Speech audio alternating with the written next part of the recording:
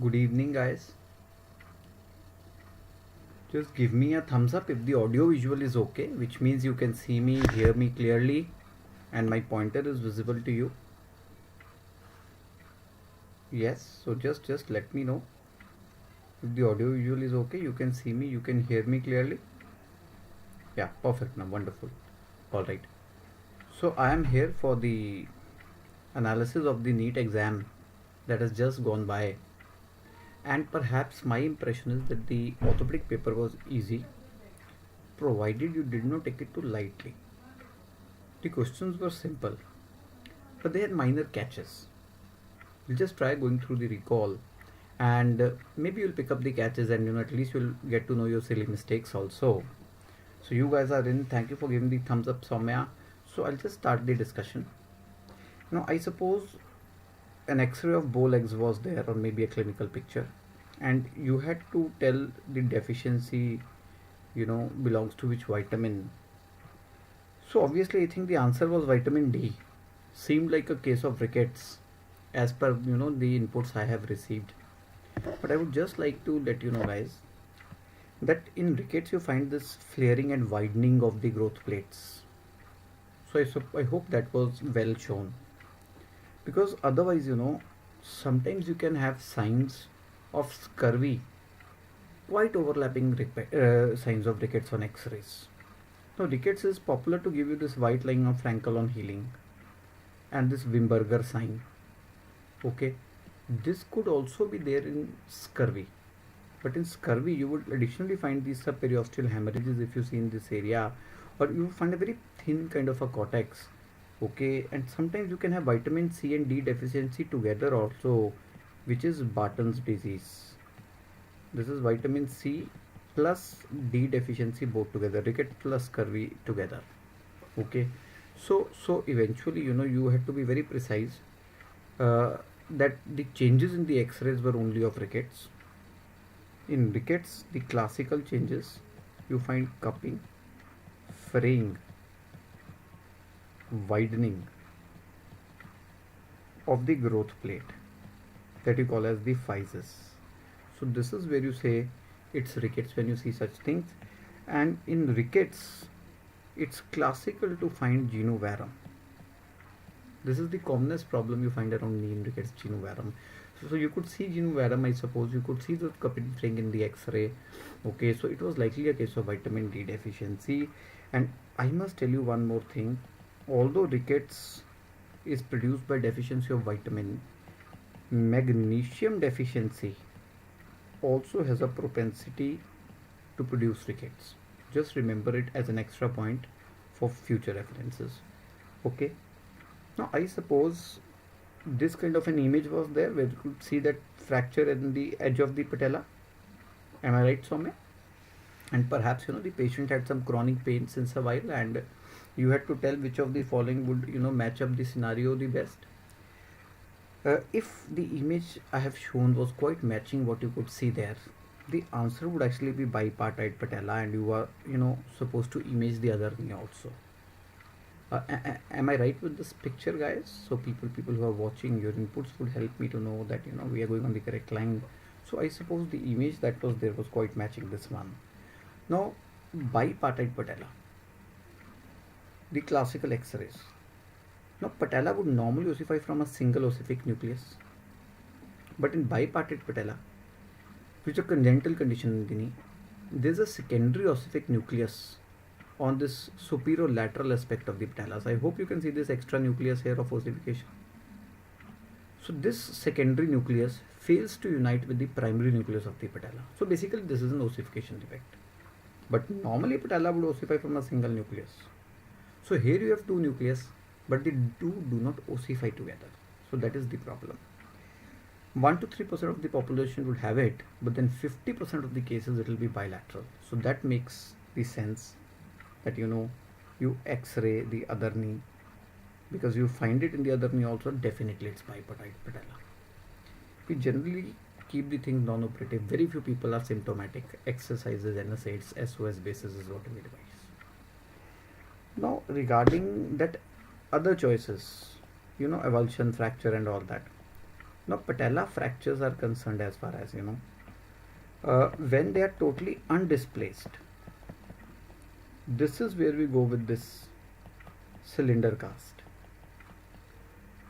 When we find patella fractures, they are transverse in pattern and displaced. This is where we go with tension band wiring. And mind you, when we find comminuted fractures in the patella, shattered patella, broken patella, this is where we go with excision of the patella, that is patelectomy. There is nothing like this interfragment nailing or anything that is done in patella. Okay, so for wire fixation or cylindrical cast, these indications had to be there, which were not there. So obviously the answer was bipartite patella. Clear enough with that, guys? So I hope you're clear with these two questions, the likely answers. Okay. Now I think there was a question in which you could see some tibia, fibula, and various sites were marked, like maybe this, maybe here, or maybe here, or maybe here, and you were asked about that, where would the injury lead to? Loss of dorsiflexion of the foot, failure of dorsiflexion of the foot. Now I would simply call this as a foot drop. Clear enough? So this is, indirectly a word from the examiner that is talking of foot drop.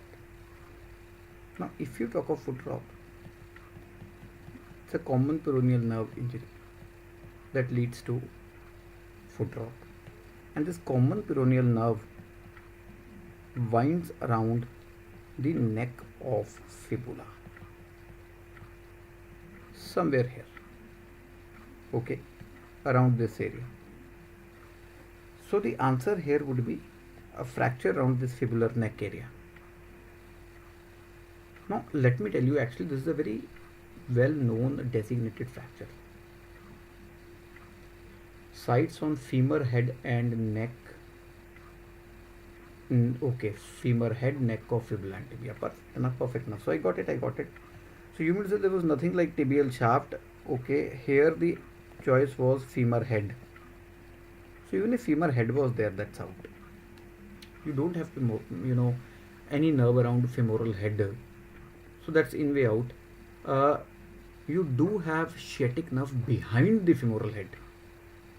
But if there is sciatic nerve injury, the sciatic nerve injury would lead to both loss of plantar flexion as well as dorsiflexion. Getting it? So suppose we take femur head as the answer. Behind femur head you have sciatic nerve. So if sciatic nerve is gone, the dorsiflexion, plantar flexion, both gone.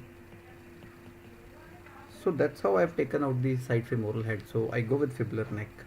And in fact, there's something called a Masoni's fracture. Here you have a medial malleolus fracture, and along with it, like this, you have a spiral fracture involving the fibular neck. So likely examiner was talking of this Masoni's fracture.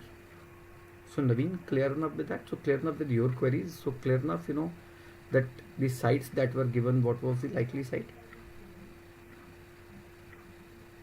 Okay, you mean to say I should mark the head and neck of fibula. Okay, you mean to say it was fibular head and neck mark. Alright, I'll tell you. I'll mark that for you, not a problem. So head will be here. I'll mark it with green color, and neck is this encircled area. So this neck is the encircled area. Clear up, Naveen? So the CPN nerve would be down from the fibular head, the tip of the head, by say around 2.5 centimeters.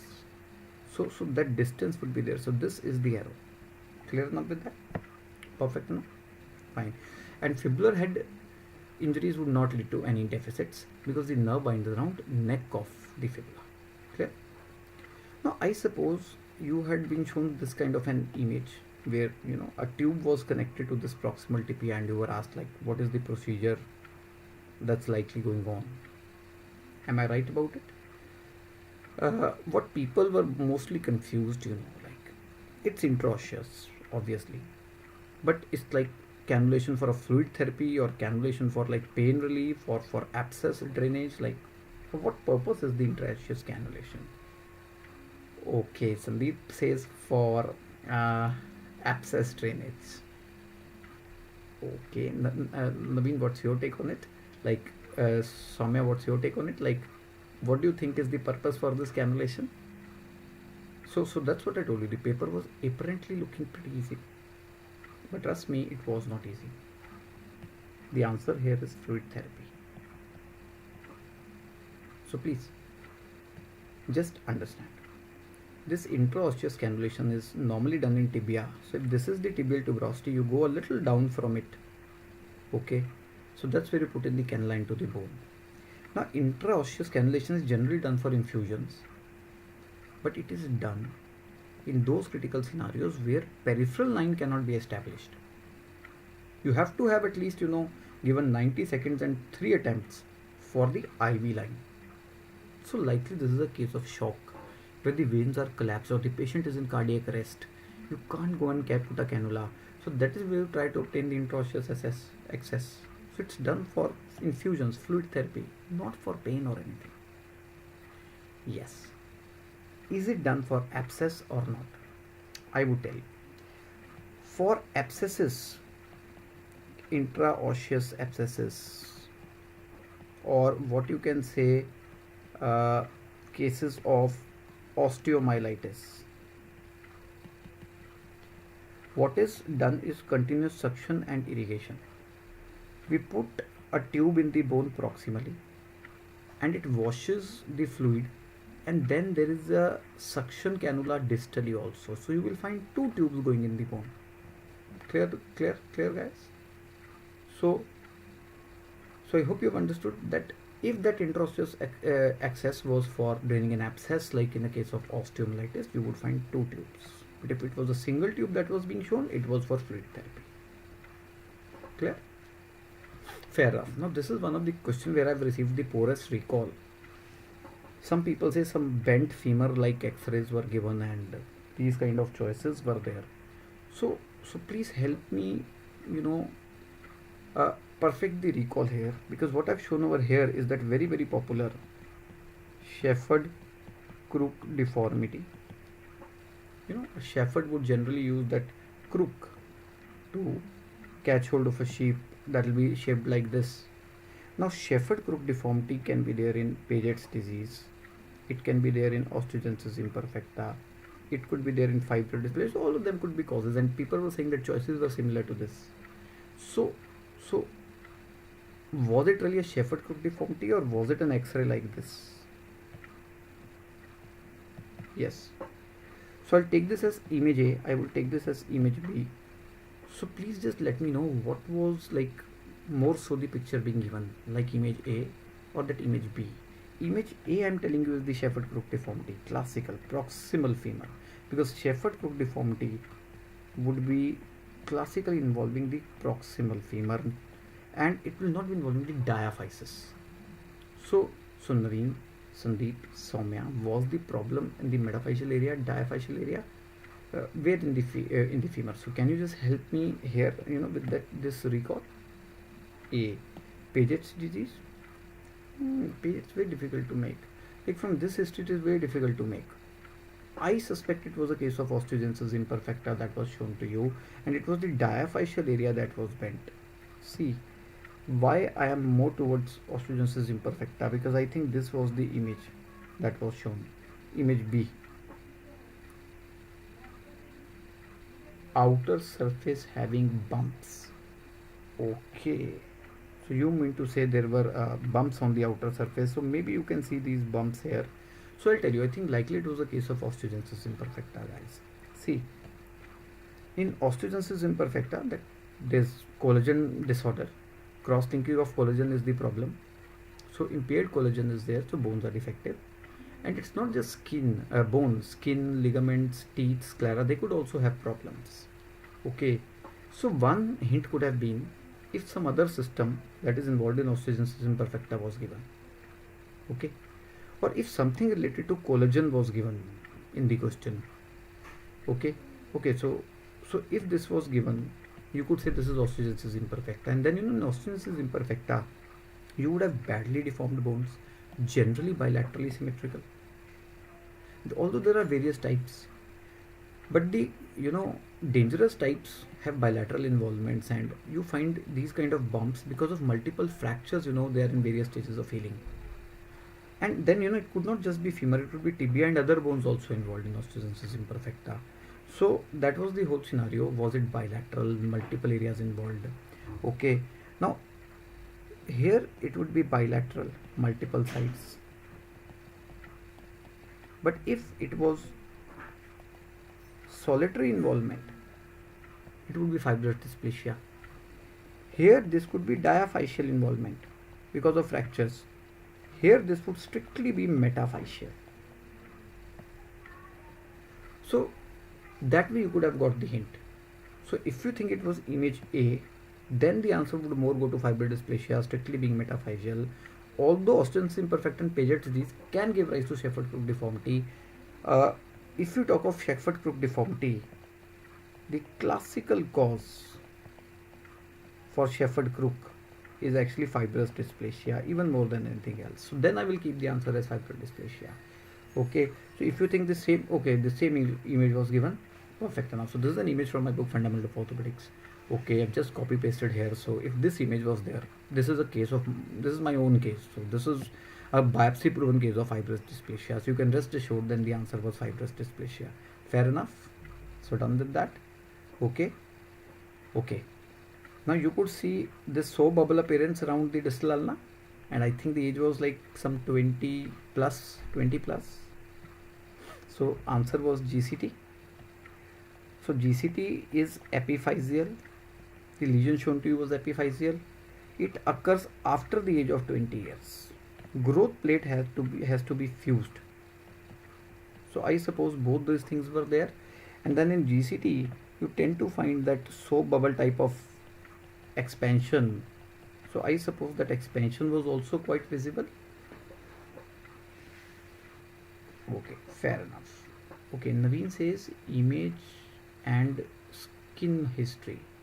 Well, Naveen, you have to tell me what skin history was given. Only then can I precisely say the answer. So in these MCQs, minor things give you big catches. So you have to recall the question perfectly if you want me to answer perfectly. But I've given you the hints how to decide between osteogenesis imperfecta and fibrous dysplasia. I'm sure with those hints you would be able to pick it up. Now guys, here I would go in favor of GCT because of these reasons. Now chondroblastoma is another epiphyseal lesion, so it would have been a close call. But being a cartilage lesion, calcification is peculiar of chondroblastoma. There is no calcification that is evident in the case of GCT. Like if you see here, there is no calcification that is evident. So that's why I'm keeping GCT as the answer. Osteosarcoma, metaphyseal lesion, so this would not be the site. And then dermoid cysts. Well, these are inclusion cysts generally seen in the skull. So skull X-rays would have been given for that. So dermoid cyst goes out of the picture. So GCT would become my option in that case. Okay, fair enough. So in fibrous dysplasia, skin history was given. So you have to tell me what skin history. Okay, because if skin history was given, skin would generally be involved in osteogenesis imperfecta. Skin involvement in fibrous dysplasia is generally not there. Cafe latte spots can be there, but they are generally there when you have multiple bones involved in fibrous dysplasia, and that is called McCune-Albright syndrome. So you have to be specific were they cafe latte spots or not. Only then we change the answer. Fair enough. Okay, Naveen. Alright, now I think this was a pretty simple one. 65 years old man, with history of low back pain and stiffness since almost like 3 months, and maybe you had some mention on chest movements that were restricted. The chest expansion was given something like this in 3 centimeters. Now normally this is more than 5 centimeters. So chest expansion is restricted, and then there was something like red eye, because when you talk of ankylosing spondylitis, classical thing, the chest expansion is restricted, one thing. Then uveitis is classically a feature of Angst-Spond. Okay, and I suppose Some x-rays were also given, as some people were telling me. So it was like a crystal clear thing that the answer here is ankylosing spondylitis. You know the x-rays of ankle, you know, you find the ossification of the ligaments. This kind of a picture is called a dagger sign. And the picture that you see over here, here the spinous ligaments are ossified. Here the paravertebral ligaments are ossified, the anterior and posterior vertebral ligaments. So this is bamboo spine. So these are the classical X-ray pictures of Angst-Pond. So if bamboo spine was given also, then it was certainly Angst-Pond. And then, you know, uveitis is classical eye feature of Angst-Pond, the commonest eye feature of Angst-Pond. So I think that red eye was also given. So perhaps, you know, this was actually a question of Angst-Pond. So I think fair enough with this one. Okay. Now the two questions on the nerve injuries. I think they were the most challenging ones, and they generated a lot of confusion. So any queries still here, guys? I hope the recall is good enough from my side, you know, matching what you saw in the exams till now, or any queries from the area that's already been covered? Yes. Samak, Sandeep, Naveen, Soumya, anyone who wishes to ask a query from the area that's already been covered. So that osteogenesis imperfecta, fibroid dysplasia question also, I hope you're clear. I've given you enough points how to decide between the two. I've shown the classical exercise of fibroid dysplasia and osteogenesis imperfecta. Fair enough? Okay. Now these two questions, you know, I would like to spend little time. Now, a splint of this kind was shown as per people, you know, who've told me.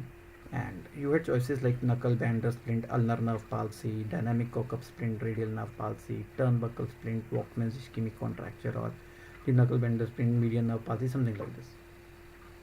Now, first of all, let me show you the splints we give for, you know, various nerve palsies. Now, in radial nerve palsy, the challenge is wrist drop. So, what we give is a cock-up splint that's shown over here. In median nerve palsy, the main challenge is ape thumb.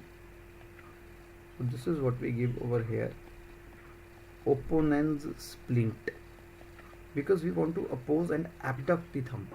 In ape thumb, the thumb gets adducted. And when you talk of ulnar nerve palsy, you very well know the classical problem claw hand, and when you see clawing, there is extension in the knuckles. So here you want to bend the knuckles. So what you give is the knuckle bender splint that is shown in this image. You can see the knuckles are bent. Now each of the splint is further of two categories. There is a dynamic splint and there is a static splint. A splint is called dynamic when it allows movements. Like you can see here, movement is possible. You have rubber bands. This is radial nerve palsy. So flexion is possible. The person will flex actively. Extension is not possible because there is a wrist drop. So extension will be done by the rubber bands. So person can move the fingers within the splint. So dynamic. But if you see here, this is a rigid splint. No movement is possible. So static. So dynamic cock-up, I think could have been shown to you whatsoever. Anyhow, so you know this match now. So this choice will be out because knuckle bender is for ulnar nerve palsy, not for median nerve palsy. So these kind of combinations could have been taken out where the splints were not matching the nerves. Now a lot of people were confused between these choices. That was it a cock-up splint only, or was it like some turnbuckle splint of VIC? So please understand this problem, Walkman's ischemic contracture produces a flexion contracture, and this flexion contracture is produced at the level of the wrist, the fingers, plus minus sometimes even at the elbow. So these are the areas involved, and this is basically a sequelae of compartment syndrome. Now guys, please In Walkman's ischemic contracture, this is what we advise: a turn buckle splint.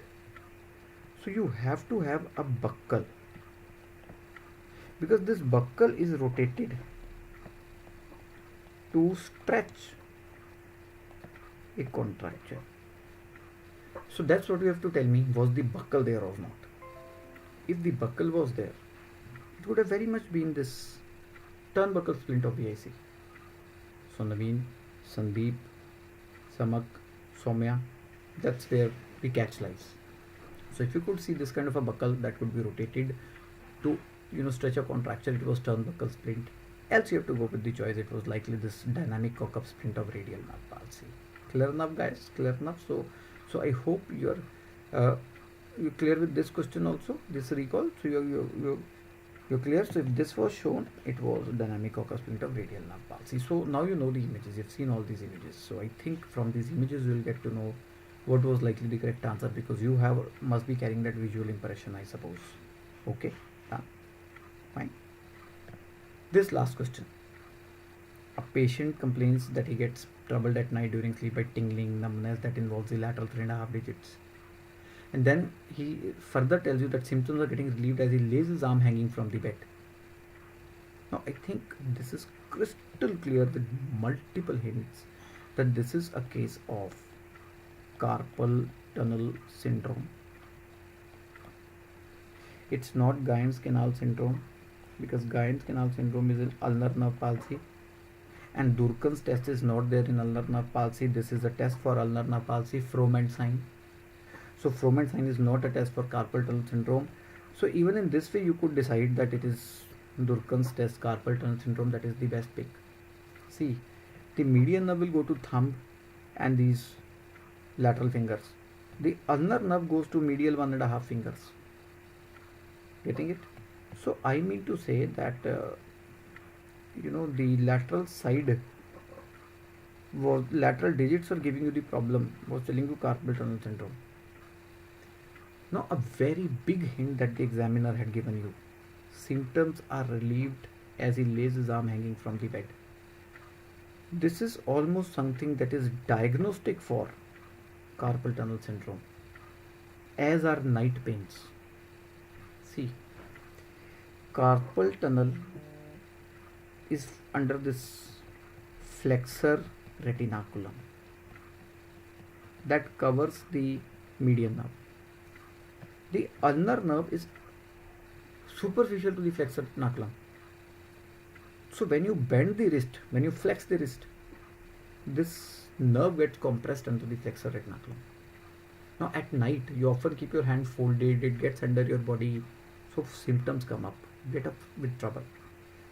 In fact, these acroparesthesias, towards the fingertips that you have, this heaviness, numbness that you feel mostly at night wakens you up in carpal tunnel syndrome. Now there are some specific maneuvers that have been described that relieve this pain of carpal tunnel syndrome. One is, people would generally shake up the wrist when they get up. In fact, this is a very designated test also, or sign also, flick test or flick sign. Then another very common way, they would hang up the arm down the bedside. So when you will hang up the arm, your wrist will go straight. So that flexion at the wrist will be gone.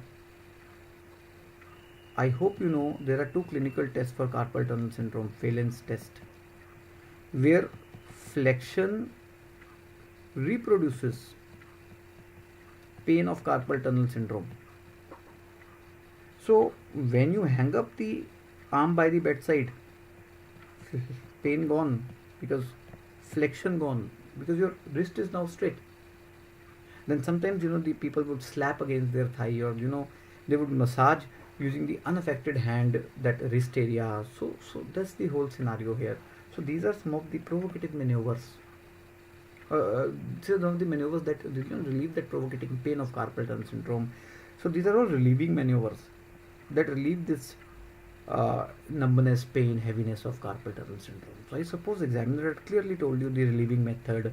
He had told you that lateral involvement, and he had told you that night problems and all those things. So these are generally not features of Guyon canal syndrome. So So the answer was carpal tunnel syndrome, Durkan's test. Durkan's test. Durkan test is when you directly compress the median nerve at wrist to generate the symptoms. This is the best test for carpal tunnel syndrome. Okay, clear enough? Yes. Reverse namaste, you are absolutely right.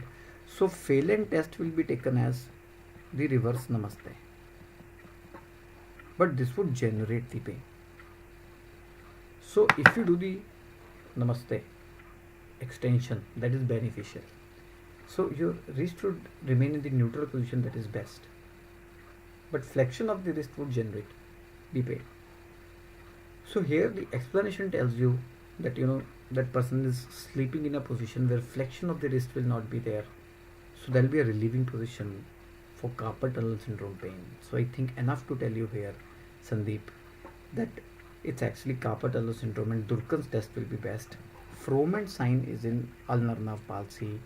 In ulnar nerve palsy, you do a book test. You ask the person to adduct the thumb and hold the book. Okay, see, ulnar nerve is a nerve on the medial side. So adductor of the thumb will come from ulnar nerve. When ulnar nerve is gone, thumb cannot be adducted to hold a book. Thumb will be flexed to hold a book. This flexion of the thumb is called Froment sign. Clear enough, Sandeep? So that will be the answer over here. I'm done with the recall. Any queries from the area that's been covered till now, or any queries from this recall session, anything, or you think anything else is left that came up in the orthopedic exam? So I hope I've cleared up the answers correctly to you, or even if I've not been able to clear up the answers, I've cleared you the points that would have been deciding to choose between the choices where I could not make out the exact recall. So clear enough with that, guys. So before I just pack up, any queries you have, please feel free to ask me, or clear up with the orthopedics part. So the orthopedics part, simple, very basic, but then with those minor catches. So you have to go through that history also in a careful way, but you had to have the habit of looking at the x-rays, because lot of images. Well, I just tried counting it up. Most of the questions had an image. There was hardly a question without an image. So start bracing for these images. Examiners could have some way described things to you, but he loved giving the image or sharing x-rays or pictures. That's what I could take the trend of time is. So keep it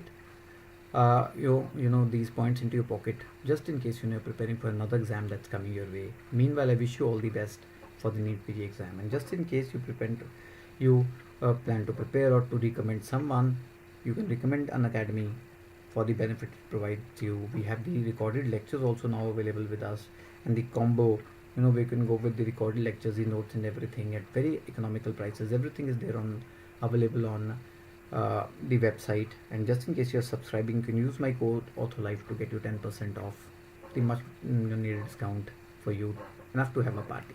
So I wish you all the best. See you again. Bye bye.